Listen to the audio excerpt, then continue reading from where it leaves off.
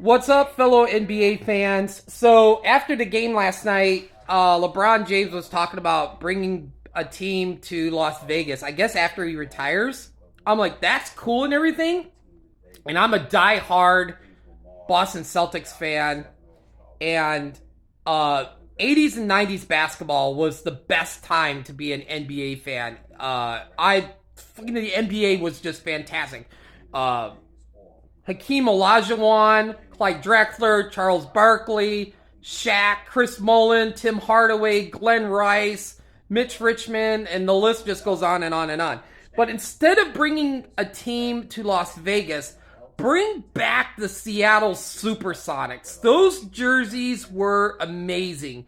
And my top 10 favorite non-Celtics players of all time, Sean Kemp's number one.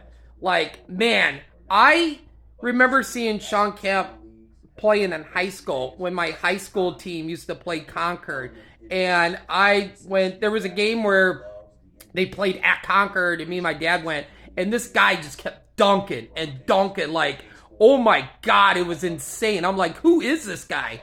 And oh my God, like Sean Kemp, Gary Payton, freaking amazing. The Glove, Nate McMillan, Detlef Schrempf. Bring a team to Seattle.